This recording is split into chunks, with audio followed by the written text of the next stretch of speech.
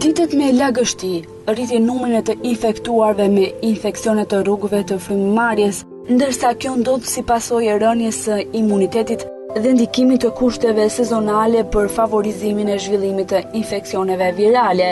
Nga infeksionet e traktit respirator rrezikohen të gjitha grup moshat, megjithatë rreziku kryesor ekziston tek të sëmurët me sëmundje kronike në rast të parë të mushkërive, pastaj me sëmundje të rënda të zemrës, sëmundje të gjakut dhe të sëmurët me sëmundje të tjera kronike.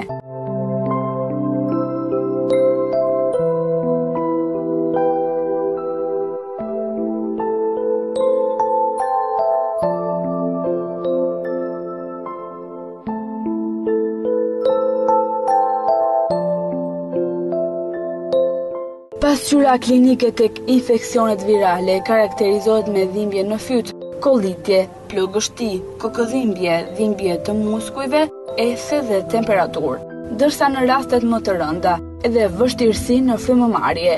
Mjekja infektologe Entela Kolovani shpjegon më shumë për infeksionet e rrugëve të frymëmarrjes.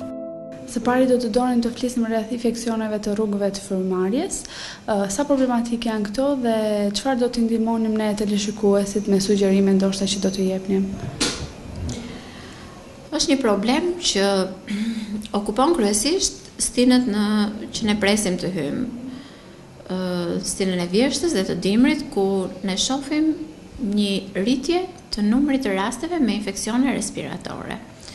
Kur flasim për infeksione respiratore, kemi parasysh infeksionet të cilat prekin të gjitha katet e sistemit e aparatit të frymëmarrjes.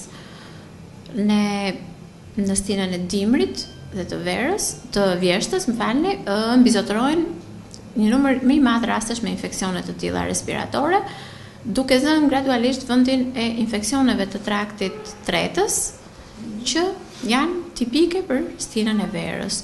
Kështu që ne ndjejmë ndryshimin, qoftë në numrin e rasteve që na vinë në urgjencë, qoftë në numrin e rasteve të shtruarve që kemi në spital, ku gradualisht kemi një zhvendosje, paksohet, minimizohet numri i rasteve me infeksione të traktit tretës dhe shtohen gjithmonë më shumë ato raste me infeksione të traktit aparatit respirator.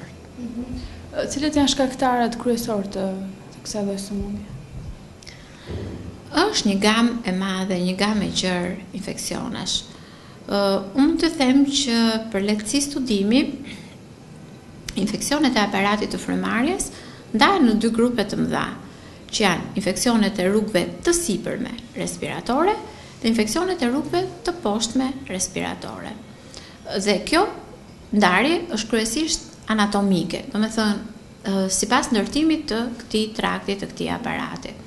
Le të themi të rrugëve të sipërme respiratore fillojnë me sinuset, me sinuzitet, me anginat, me trakeitet dhe me trakeobronkitet. Ndërsa të rrugëve të poshtme respiratore janë kryesisht bronkitet, bronket e vogla, bronkiolat dhe pulmoni, mushkëria vet dhe sëmundja që prek këtë quhet pneumoni.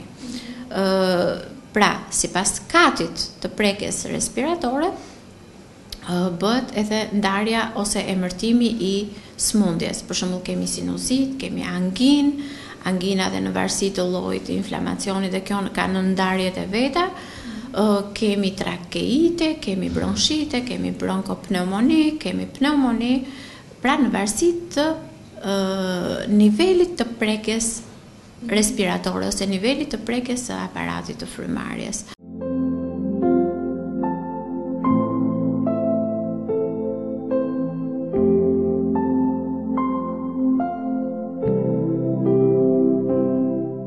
Shkaktarët janë të ndryshëm, janë një numër i madh, të gjithë shkaktarët infektiv mund t'i prekin. Kemi shkaktar viral, kur flasim për prekje virale, ndryshon dhe qëndrimi terapeutik. Kemi shkaktar bakterial, mjekimi ndryshon, është ndryshëm nga shkaktarët viral. Zakonisht, infeksionet virale janë ato që prekin fillimisht rrugët respiratore, rrugët e frymëmarrjes, kurse bakterialet janë zakonisht si komplikacion, si mbivendosje në një trakt respirator ku mukoza është e inflamuar nga një sëmundje virusale, le të themi një grip për shembull, është shumë i lehtë të vi të vendoset dhe një mikrob të mbivendoset aty, duke bërë atë që ne e quajmë kurbën bifazike të sëmundjes ose rishfaqjen, riacarimin e simptomave, disa ditë mbasi është kaluar kjo viroza ose ky gripi. Kur vjen dhe vendoset mikrobi, mund të jetë edhe që në fillim thjesht me origjinë bakteriale. Pra kemi virusale, bakteriale, ka dhe parazitë të tjerë, mykotik e tjerë që mund të gjithë shkaktarët e mund që mund ta prekin traktin respirator. Në shumicën e rasteve pse ndodhen infeksione të tilla, do të thotë që organizmi i një X individi nuk e përballon dot sulmet që i vijnë nga faktorët e jashtëm, apo nuk ka të bëjë ky faktor drejt për së drejti? Janë shumë viruse të cilat futen në organizëm në periudhën e ftohtë, në stinën e ftohtë të vitit, të cilët japin të njëjtat shenja që ne i quajmë, i përmbledhim me një emër madhor, flu-like syndrome, pra simptoma të ngjashme me gripin. Sepse klinika është e njëjtë, ti ke një rruf, ke një koll, ke një ngjyrje zëri, ke një temperaturë dhe nuk e kupton dot nga cili virus e ka kap gripi apo ndonjë virus i ngjashëm me gripit, por sepse klinika është e ngjashme, klinika është e njëjtë. Zakonisht kjo nuk varet nga individi, ka të bëjë shumë edhe imuniteti i organizmit të njeriut, por lidhet sidomos me afërsinë që ke me një person i cili ka shenja të tilla respiratore, të shtin, kollitet. Në qoftë se distanca midis tyre dy personave është më pak se sa 1 metër, sigurisht që me rrugë respiratore, sepse janë infeksione që futen me frymarrje, kur ne marrim frym, kur ne dhe një person që kemi përballë kollitet apo të shtin, je i predispozuar që të marrësh virusin, që të infektohesh.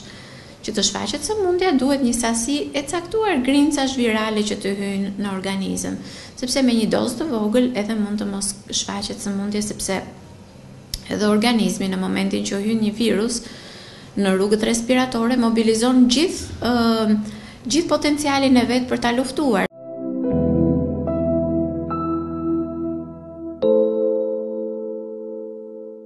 Prekja e mushkërisë nga vetë virusi është ndonjëherë shumë e rëndë se sa nga i bakteriali, sepse bakteriali luftohet me antibiotik, kurse pneumonia virale zakonisht nuk përgjigjet ndaj antibiotikëve, por duhet nisur në kohën e dur mjekime shumë specifike, siç është për shembull Tamifluja që ne kemi përdorur, që është një antiviral shumë i zgjedhur për virusin e gripit, kurse për viruset e tjerë vepron, pothuajse nuk vepron, nuk ndihet përgjigje ndaj antiviralëve.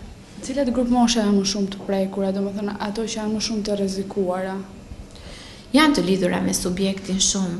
Kur flasim për grup mosha të prekura, kemi parasysh edhe subjekte që janë me imunitet të mirë dhe subjekte që janë me imunitet të ulur, që e përballojnë më me vështirësi, që janë më të predispozuar për të prekur. Në vazhdimsi dhe të bisedës që ne bëm në lidhje me a ka të bëj apo jo reagimi i organizmit.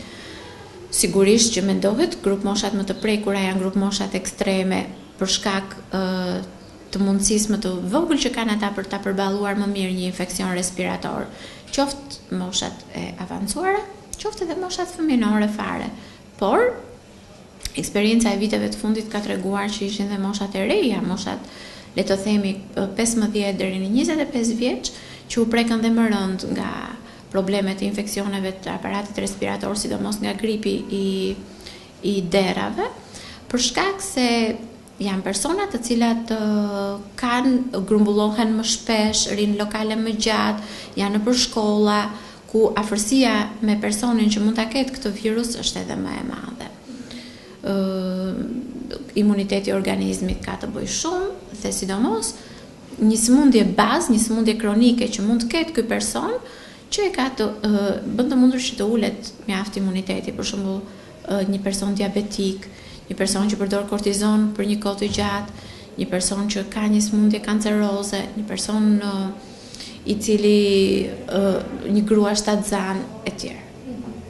Por sa rëndësishme është në këtë rast që ne të jemi mjek të vetvetes për të arritur ndoshta përmirësim në rastin se ne jemi në një sëmundje të tillë? Shiko, mund të bëhesh mjeku vetvetes në kuptimin e asaj që të arrish të identifikosh simptomat që ti ke.